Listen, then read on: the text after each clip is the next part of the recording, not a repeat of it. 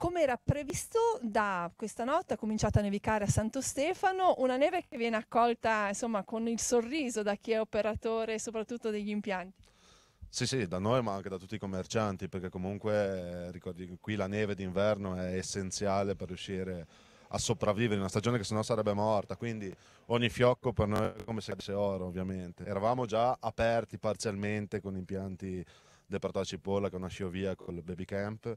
Adesso con questa speriamo di riuscire ad aprire tutto comprensorio, che non sarebbe male per i nostri clienti. Sembrerebbe una neve asciutta, quindi destinata a rimanere anche sul suolo. Ma la nevicata, le temperature sono basse, quindi la nevicata è una bella nevicata di neve invernale. Speriamo che continui, metto un'altra perturbazione su venerdì e speriamo che continui a cadere neve. Diciamo che il preludio è buono, temperature basse, neve, quindi aspettiamo un weekend pieno di neve, pieno di persone che ci vengono a trovare. Al momento più o meno come siamo, quanto a manto nevoso?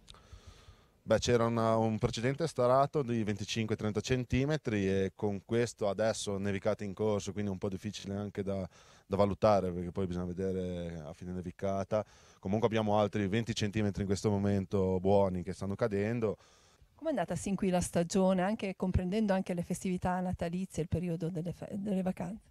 No, dobbiamo essere sinceri, c'è stata anche una buona, diciamo, cioè un buon numero di persone che ci hanno raggiunto anche quando purtroppo non avevamo neve, anche nel periodo natalizio. Adesso quando c'è neve è tutta un'altra cosa piano piano, quindi speriamo di migliorare. Però no, ringraziamo chi è venuto e siamo per adesso soddisfatti, pur non avendo la neve ovviamente.